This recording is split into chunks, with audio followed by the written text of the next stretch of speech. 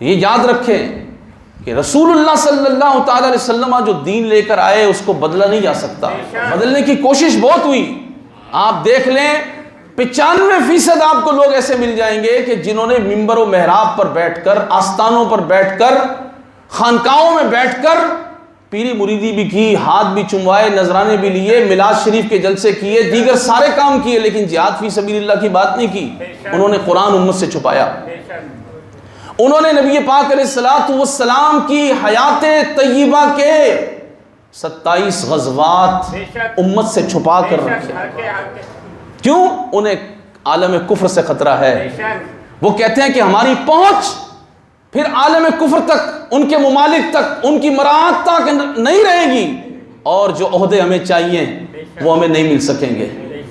یہ یاد رکھیں، عہدہ تو اللہ تبارک و تعالی غیرت کی بنیاد پہ دیتا ہے.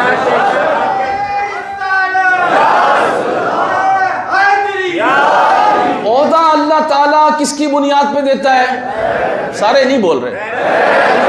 عہدہ اللہ تعالیٰ، ولایت کا عہدہ اللہ کس کی بنیاد پہ دیتا ہے؟ جو بغیرت ہو ان کو بھی عہدے ملتے ہیں، لیکن وہ عہدے بڑے فانی ہوتے ہیں، بڑے کمزور ہوتے ہیں. ان کو پھر اپنے مزاج ہر حکومت کے ساتھ بدلنے پڑتے ہیں.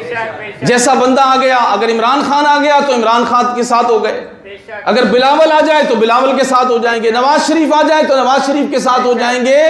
اور جو رسول اللہ کے غلام ہوں گے، غیرت مند ہوں گے، ان کا مزاج ایک ہی رہے گا، وہ ہمیشہ اسلام کے ساتھ رہیں گے. وہ حکمرانوں کی چاپلوسی نہیں کریں گے.